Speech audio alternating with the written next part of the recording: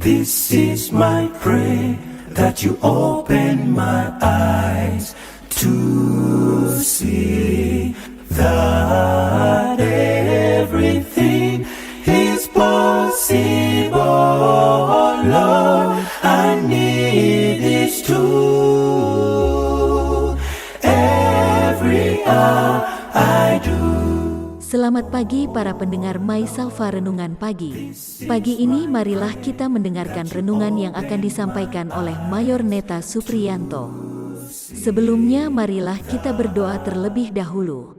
Tuhan Allah, Bapa yang kami sembah di dalam nama anak-Mu, Yesus Kristus. Terima kasih untuk penyertaan-Mu yang begitu luar biasa di dalam kehidupan kami. Terima kasih untuk berkat kesehatan dan kekuatan yang Tuhan berikan. Bahkan Engkau masih memberikan kami kesempatan untuk boleh menikmati segala berkat Tuhan baik jasmani maupun rohani. Saat ini Tuhan, kami hendak mendengar dan merenungkan firman Tuhan.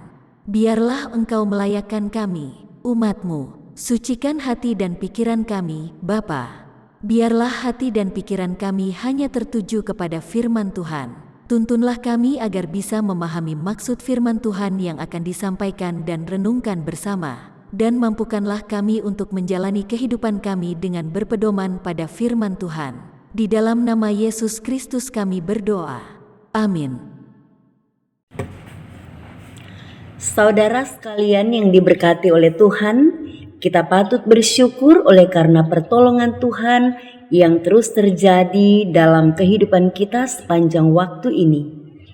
Banyak hal yang sudah Tuhan lakukan dalam perjalanan hidup kita, dan semua itu membawa warna yang berbeda dari hari ke hari, dan perjalanan kehidupan ini membawa satu cerita atau kesaksian yang luar biasa yang menceritakan tentang kehebatan Tuhan dalam hidup ini. Tidak ada Tuhan yang lain yang tidak kita kenal, dapat dan mampu melakukan perkara ajaib ini selain Tuhan kita, Tuhan yang kita kenal, Tuhan yang kita imani, yang sudah menjadikan kita secara ajaib dengan kekuasaannya yang sempurna. Saudara sekalian yang diberkati oleh Tuhan, firman Tuhan hari ini terdapat dalam kitab Yakobus 2 ayat 26 yang mengatakan demikian. Sebab seperti tubuh tanpa roh adalah mati, demikian jugalah iman tanpa perbuatan adalah mati. Judul renungan kita pada hari ini adalah mengapa iman tanpa perbuatan disebut iman yang mati. Saudara sekalian yang diberkati oleh Tuhan, iman tanpa perbuatan disebut mati karena yang terungkap ialah fakta bahwa hatinya belum diubahkan oleh Allah. Yakobus bukan mengajar bahwa perbuatan baik dapat membenarkan kita di hadapan Allah, melainkan bahwa iman sejati akan terbukti oleh perbuatan baik. Perbuatan baik bukanlah penyebab keselamatan, tetapi perbuatan baik adalah bukti keselamatan itu. Iman sejati di dalam Yesus Kristus selalu menghasilkan perbuatan baik. Orang yang menamakan diri Kristen tetapi tidak hidup di dalam ketaatan pada Kristus, imannya palsu dan tidak akan selamat. Iman sama seperti kita hidup saat ini, tapi hidup yang kita punya saat ini adalah hidup yang mati. Dalam artian bahwa kita hidup tapi hidup tanpa tujuan. Asal hidup saja, tapi kita sendiri tidak tahu untuk apa kita hidup. Karena kita tidak menikmati kenikmatan dari hidup itu sendiri. Sama seperti kita pergi ke sebuah taman yang sangat indah, tapi kita tidak tahu untuk apa kita pergi ke tempat itu. Ada seorang anak bertanya kepada saya beberapa waktu yang lalu, apakah dengan hanya berbuat baik saja kita boleh memperoleh surga? Saya katakan bahwa semua orang senang dan suka berbuat baik. Tapi berbuat baik saja itu bukan syarat utama untuk mendapatkan surga. Berbuat baik atau perbuatan baik yang kita lakukan, kita tunjukkan itu belum mampu untuk membawa kita masuk surga, karena terbukti bahwa orang-orang yang tidak percaya kepada Tuhan Yesus pun mereka juga berbuat hal-hal yang baik. Nah, saudara sekalian yang diberkati oleh Tuhan, semua orang percaya berhak untuk masuk surga. Yohanes 3 ayat 16 mengatakan itu, bahwa semua orang yang percaya memiliki hidup yang kekal, dan kami percaya itu. Semua orang yang percaya kepada Tuhan adalah orang yang sayang kepada Tuhan dan dirinya sendiri. Oleh sebab itu dia menyadari bahwa mewarisi surga bukan hanya sekedar taat saja, tetapi lebih daripada itu adalah percaya kepada Tuhan. Kita beriman, tapi perbuatan kita bertentangan dengan iman dan keyakinan kepada Allah, sama saja kita lebih kepada mempermainkan kepercayaan kita kepada Allah itu sendiri. Iman bukan hanya sekedar mengatakan bahwa kita percaya, tetapi harus diikuti dengan ketaatan kepada Allah melalui perbuatan-perbuatan baik. Apa yang dimaksud dengan perbuatan baik? Pada dasarnya perbuatan baik merupakan suatu bentuk kasih sayang atau kepedulian kepada sesama dan lingkungan. Jika hal tersebut kita lakukan secara berkala, maka kita dapat merasakan berbagai manfaat yang baik untuk kenyamanan tubuh dan jiwa. Tingkatkan rasa peduli, kesampingkan ego kita, menomorsatukan kepentingan orang lain yang lebih penting daripada kepentingan kita, peka terhadap siapapun di sekitar kita yang sedang membutuhkan kita. Buat hidup ini menyenangkan dengan cara-cara kita yang menyenangkan Tuhan, sekalipun dalam kesederhanaan. Nah, saudara sekalian yang diberkati oleh Tuhan, kita sering datang ke gereja dalam persekutuan, tapi kita sendiri tidak tahu apa tujuan utama kita datang ke gereja. Karena terbukti bahwa gedung gereja atau rumah ibadah saat ini hanya menjadi tempat pertemuan biasa saja.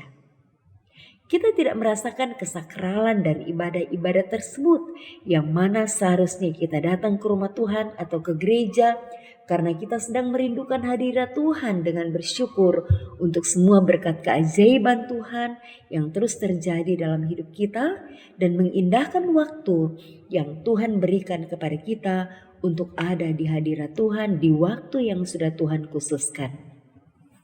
Tetapi sangat disayangkan, ada banyak orang yang menyebut diri sebagai anak-anak Tuhan, datang ke rumah Tuhan dengan motif yang tidak benar, bukan datang dengan maksud untuk menyembah Tuhan dalam persekutuan bersama dengan jemaat Tuhan yang lain, tetapi datang dengan motif yang salah.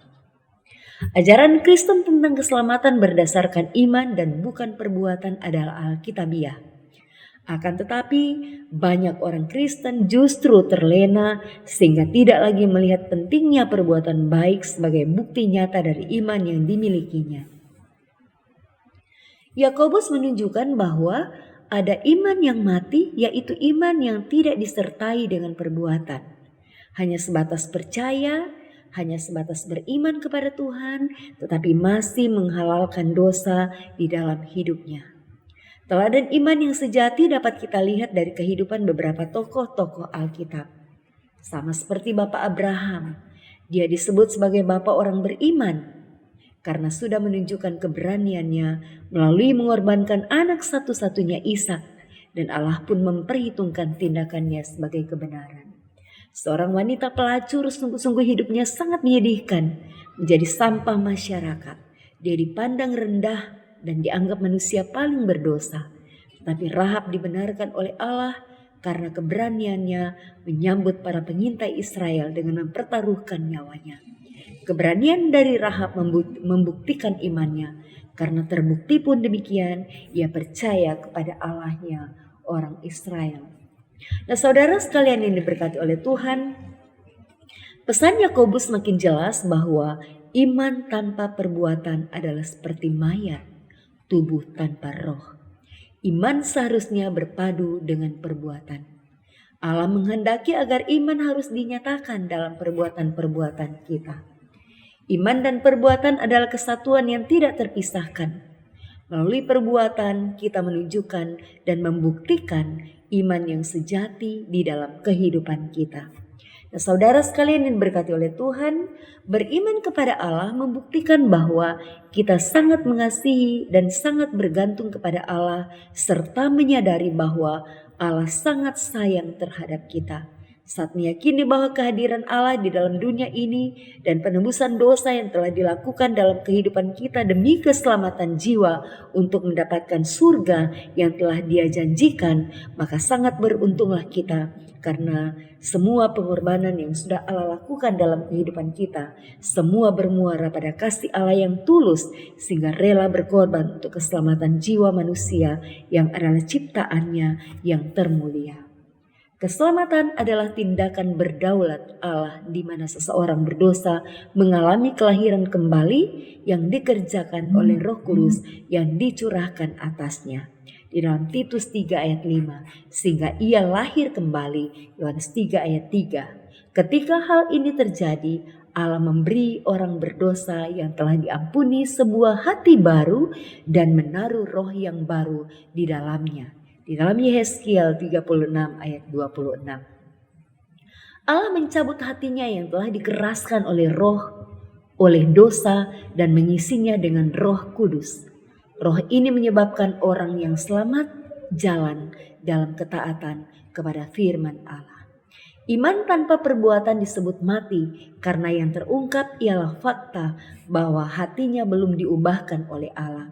Ketika kita diperbaharui oleh Roh Kudus, kehidupan kita akan menyaksikan kehidupan baru itu. Perbuatan kita akan dikenal dengan ketaatannya kepada Allah. Iman yang tidak terlihat dapat disaksikan secara nyata oleh kehadiran buah-buah roh yang mengisi kehidupan kita. Di dalam Galatia 5 ayat 22. Orang Kristen adalah milik Allah, Sang Gembala yang baik.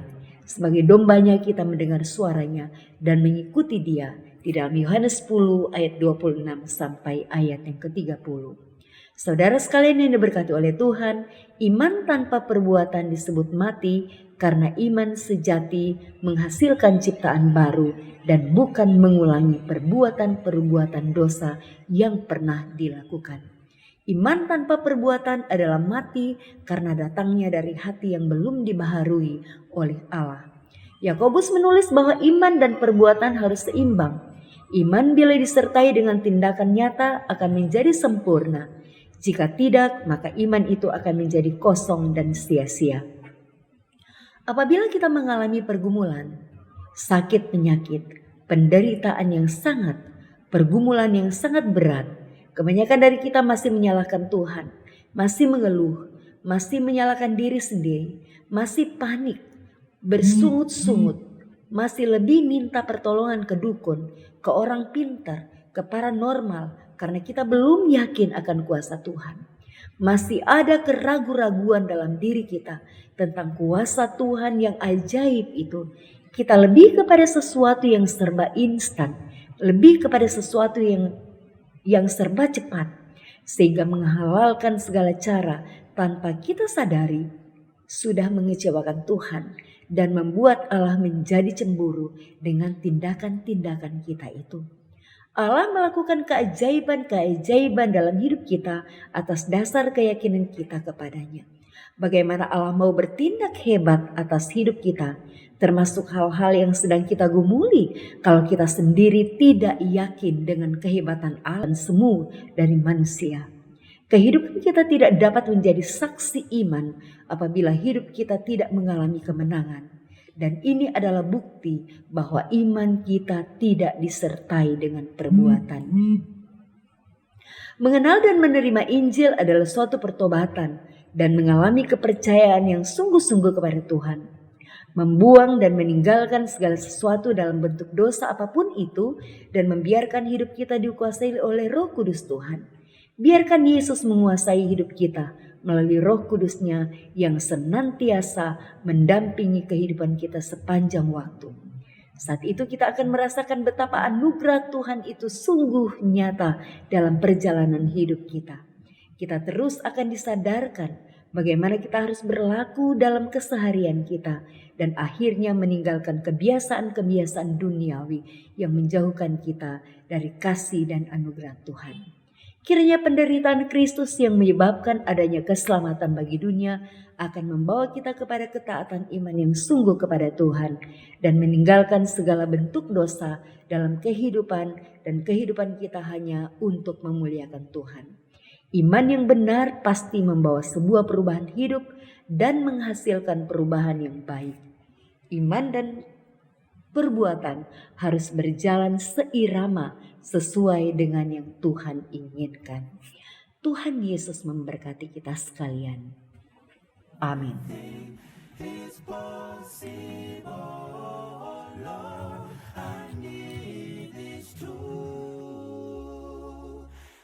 Kita ini ibarat arang. Kamu gak bisa merasa bahwa imanmu cukup kuat, karena saya selalu merasa saya percaya pada Tuhan Yesus Kristus. Saya gak perlu ke gereja. Iman saya sangat kuat, saya bilang. Ibarat arang dalam tungku. Gereja adalah tungku. Kalau kamu keluar, kamu mungkin akan jadi bara. Tapi berapa lama kamu?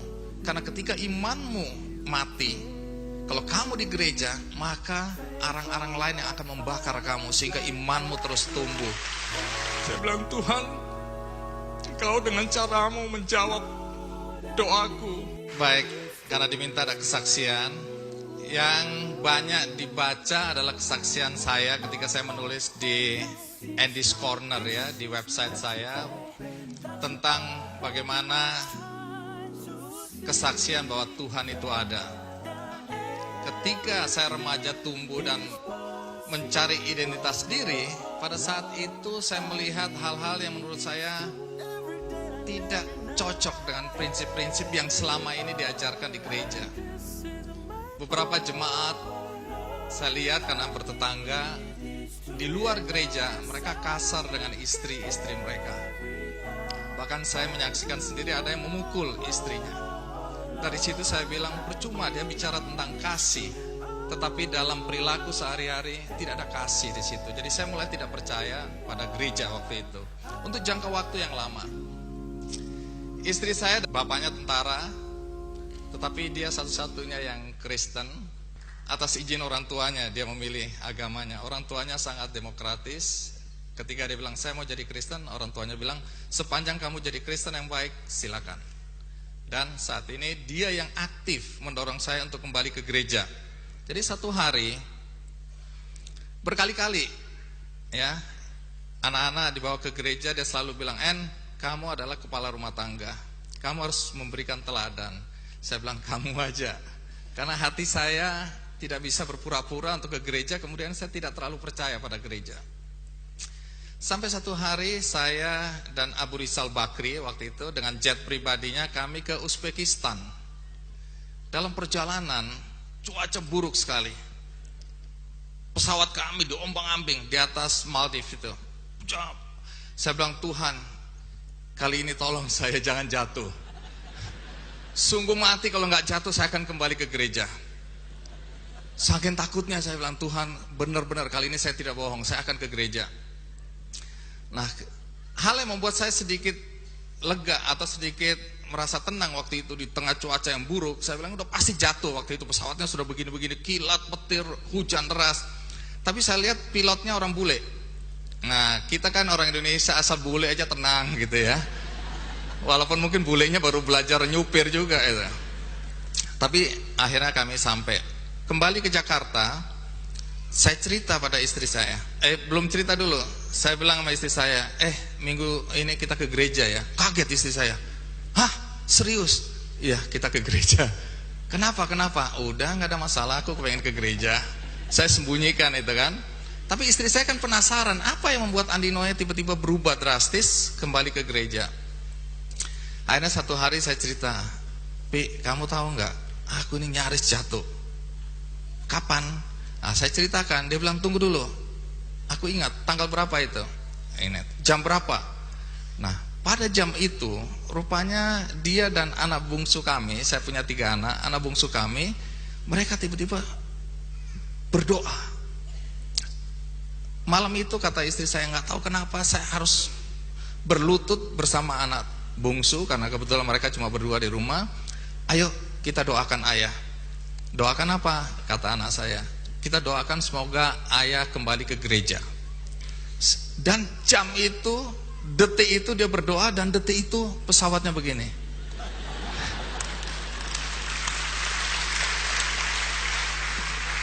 Sejak itu saya bilang sama istri saya, jangan sekali-sekali kamu berdoa seperti itu kalau aku lagi terbang.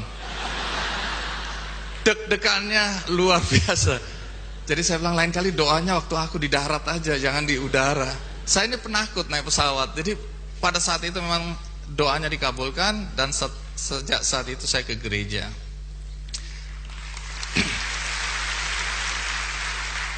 Nah, satu hari kakak saya punya 2 kakak perempuan, minta diantarkan ke dokter. Saya bilang ayo saya antarkan. Dokter apa? Spesialis kanker. Nah, sudah lama rupanya dia menahan diri. Dia tahu bahwa dia kena kanker. Cuma dia tahu juga, toh kalau sampaikan ke saya, waktu itu saya anak bungsu, 5 bersaudara, dan selama ini saya menanggung seluruh keluarga saya. Dengan gaji saya hanya sebagai wartawan, tapi Tuhan luar biasa. Kakak saya tanggung dengan 5 anaknya, ada kakak perempuan lagi saya tanggung dengan 3 anaknya. Jadi tiba-tiba anak saya jadi 11 orang dengan gaji yang cuma segitu. Tapi Tuhan luar biasa, semua bisa saya cukupi. Nah, satu hari kakak saya ketika mengadu dan kami ke dokter, akhirnya dokter bilang, iya, Anda kena kanker dan stadiumnya sudah 4. Tidak ada harapan. Dia bilang, udah tinggal menghitung hari aja, Bu. Kakak saya nangis. Saya bilang, kenapa kamu gak kasih tahu saya sejak awal? Dia bilang, aku gak mau menyusahkan kamu lagi. Karena dia tahu saya tidak akan mampu membiayai dia kalau dia masuk rumah sakit. Karena dengan beban yang saya pikul aja sudah berat sekali. Dan kalau dia sakit, dia tahu akan memberatkan saya. Jadi dia menyembunyikan penyakitnya cukup lama, sampai akhirnya dia tidak tahan dan dia sampaikan ke saya, dan sudah stadium 4 dan terlambat. Saya bilang kita harus usaha. Dia bilang udah gak apa-apa, aku udah siap. Enggak boleh, kita harus usaha.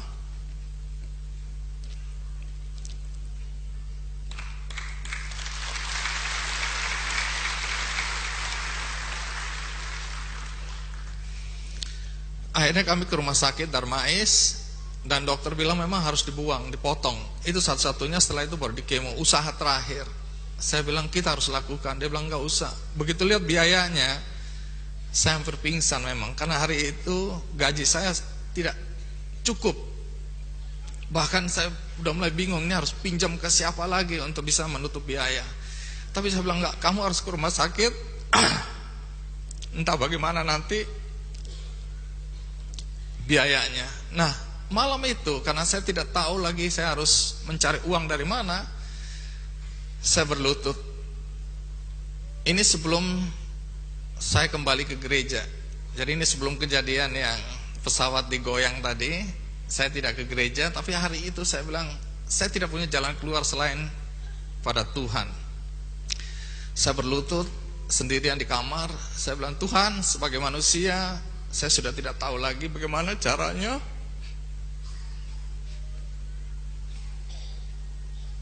Bagaimana caranya mencari uang untuk biaya operasi kakak saya.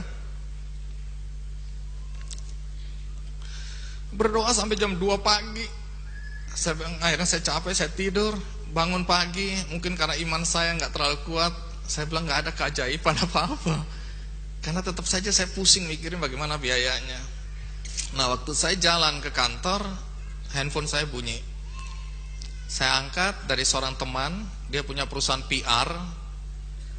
Dia bilang, Andi Noya, help, dia bilang gitu. Aku bilang, kenapa? Aku butuh kamu. Apa? Renat Gasali sebagai pembicara waktu itu di Bank BNI, ada workshop gitu, semacam untuk karyawan, kepala-kepala wilayah. Nah pada saat itu Renal Gasali nggak bisa datang. Nah kemudian saya diminta menggantikan Renal Gasali. Saya bilang saya nggak ngerti apa yang mau dibicarakan oleh Renal Gasali, saya nggak bisa menggantikan. Enggak, kami udah rapat dan akhirnya kami semua setuju Andi Noya aja penggantinya. Terus aku harus ngomong apa? Udah kamu ngomong apa aja, pokoknya mereka maunya Andi Noya. Seperti hari ini saya ngomong apa aja yang penting aja. Singkat kata akhirnya saya menggantikan Renal Gasali. Waktu pulang dia menyerahkan cek ke saya. Saya bilang enggak, ini pertemanan aja, nggak usah. Enggak, aku tahu kamu wartawan nggak terima amplop katanya gitu kan. Nah tapi ini bukan urusan pekerjaan, kamu sebagai pembicara, jadi ini nggak ada kaitannya dengan jurnalistik, nggak ada kaitan dengan kode etik dan lain-lain. Dia maksa-maksa, karena di depan banyak orang, akhirnya saya terima dengan harapan saya bilang saya akan kembalikan. Tapi dia sudah SMS saya, waktu itu belum ada WhatsApp ya, SMS, dia bilang please terima, jangan kembalikan, dia bilang gitu. Ini betul-betul sebagai profesional. Nah akhirnya saya bilang ya sudahlah, mungkin ini memang Tuhan sudah atur. Saya terpikirkan kembali, oh iya, siapa tahu bisa-bisa untuk nambah uang operasi kakak saya. Begitu saya buka, bapak-bapak, ibu-ibu sekalian, tahu berapa angka di dalam cek itu? Sama persis dengan jumlah yang harus saya bayarkan. Sama persis, tidak kurang 1 sen, tidak lebih 1 sen. Saya kaget lihat itu. Saya bilang, Tuhan, Engkau dengan caramu menjawab doaku. Saya tidak menyangka bahwa Tuhan memberikan langsung cek ke saya. Tapi Tuhan belum puas. Dia bilang, kamu gak percaya sama aku. Lihat apa yang terjadi. Waktu saya datang ke kakak saya sampaikan cek itu, saya bilang, udah kamu tenang aja, operasi, uang sudah ada. Terus dia bilang, kamu tahu nggak? Tadi malam Surya Paloh datang. Waktu itu kami belum punya Metro TV, saya masih kerja di Media Indonesia. Surya Paloh, ngapain? Surya Paloh adalah pemilik Media Indonesia waktu itu, sampai sekarang. Nah, saya bilang, ngapain Surya Paloh? Nggak tahu, dia datang aja besuk aku. Loh, saya nggak cerita sama sekali ke Surya Paloh bahwa kakak saya sakit. Terus apa kata Surya Paloh? Dia bilang, mulai hari ini sampai kapanpun juga seluruh biaya saya yang akan tanggung. Dan itu dia buktikan 1 tahun lamanya dalam perawatan. Karena 1 tahun itu kakak saya tidak pernah keluar dari rumah sakit. Dia setiap hari berada di rumah sakit. Dan kakak saya imannya luar biasa, karena dia mengajarkan saya. Dia bilang, dia panggil saya Andy, kita ini ibarat arang, orang-orang Kristen. Waktu itu kan saya tidak percaya pada gereja. Dia yang selalu mendorong saya. Bahkan baptis saja, walaupun hati saya waktu itu belum terlalu percaya, dia bilang, enggak, kamu harus baptis saja. Nah, dia bilang, kita ini ibarat arang. Kamu nggak bisa merasa bahwa imanmu cukup kuat, karena saya selalu merasa saya percaya pada Tuhan Yesus Kristus, saya nggak perlu ke gereja. Iman saya sangat kuat, saya bilang. Dia bilang, nggak bisa, Kenapa? Ibarat arang dalam tungku. Gereja adalah tungku. Kalau kamu keluar, kamu mungkin akan jadi bara. Tapi berapa lama kamu? Karena ketika imanmu mati, kalau kamu di gereja, maka arang-arang lain yang akan membakar kamu sehingga imanmu terus tumbuh.